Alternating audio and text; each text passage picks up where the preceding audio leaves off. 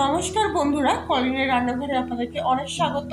আজকে আমার রেসিপি হলো কোনো মশলা ছাড়াই সুস্বাস্থ্যকর থোড় চিজ। থোড়টা আমি প্রথমে খোলাগুলো, যে উপরে মোটা খোলাগুলো আছে ওইগুলো আমি এইভাবে ছাড়িয়ে নেব।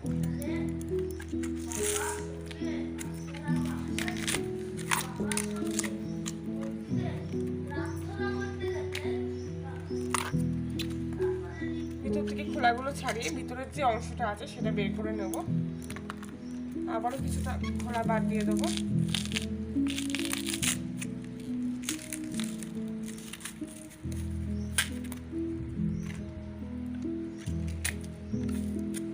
ভিতর থেকে থোড়টা বের করে এনেছি। এবার আমি থোড়টা পাতলা পাতলা করে এরকম ভাবে কেটে নেবো। আর থোড়ের যে ভিতরে আঠাটা আছে ওটা আঙুলের মধ্যে এইভাবে জড়িয়ে নেব। খুব সহজেই তাহলে আঠাগুলো হাতের মধ্যে জড়িয়ে আসবে। যেহেতু ডয়রা কলার থোড় এটা আঠা একদমই কম আছে, নেই বললেই চলে। যেটুকু আছে সেটুকু আমি জড়িয়ে নিচ্ছি এইভাবে।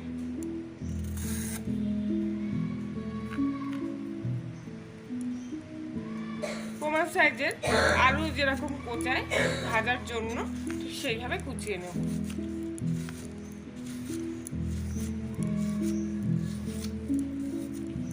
কেটে রাখা থোড়গুলো খুব তাড়াতাড়ি এখানে হলুদ জলের মধ্যে চুবিয়ে দেবো, কেননা হলুদ জলে না দিলে কিন্তু থোড়গুলো কালো হয়ে যাবে। ঠিক এইভাবে আমি সব থোড়গুলো একে একে কুচিয়ে নেব। হলুদ জলটা ছেঁকে নিয়ে থোড়ের মধ্যে আমি 1 চামচি মতো হলুদ লবণ দিয়ে দিলাম, আর দিয়ে দিচ্ছি 1/2 চামচি মতো হলুদ গুঁড়ো। ভালো করে থোড়গুলো এরকম করে হাত দিয়ে মেখে নেব। একটু চেপে চেপে মাখতে হবে।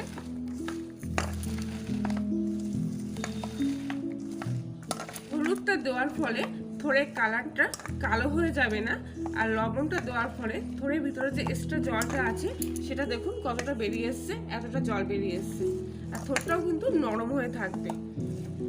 এবার আমি থোড়ের জলটা যেটা বেরিয়েছে এক্সট্রা জল, এটা ফেলে দেবো। কড়াইয়ে 2 টেবিল চামচ তেল গরম করে নিয়েছি। এর মধ্যে কিছুটা সাদা সরিষা আর কালো সরিষা আমি দিয়ে দেবো। সরিষাটা কিছুক্ষণ ভাজা হওয়া পর্যন্ত অপেক্ষা করবো। এরপর এতে আমি জল ঝরে একটা সরিষা দিয়ে দেবো। গোটা কাঁচা লঙ্কা চিড়ে দিয়েছি, আপনারা চাইলে শুকনো লঙ্কাও দিতে পারেন। এবার আমি থোড়টা ভালো করে একটু ভেজে নেব।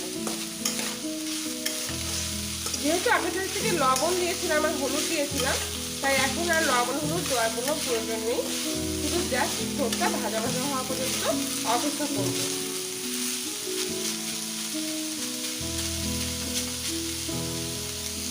কিছুক্ষণ পর থোড়টা দেখুন ভাজা ভাজা হয়ে এসছে, আর কালারটাও কিন্তু চেঞ্জ হয়ে এসছে। এবার আমি এর মধ্যে স্বাদ মতো চিনি দিয়ে দেবো। আমি এখানে 1 চামচ মতো চিনি দিয়ে দিলাম। চিনি দিয়ে আর একটু ভালো করে ভেজে নেব।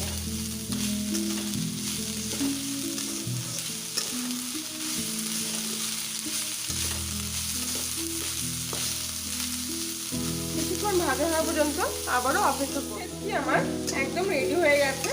এবার আমি গ্যাসটা অফ করে দেব।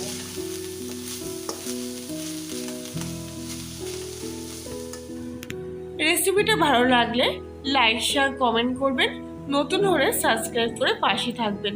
আজকের মতো এখানেই, আবার দেখা হচ্ছে অন্য একদিন নতুন কোনো রেসিপির সাথে।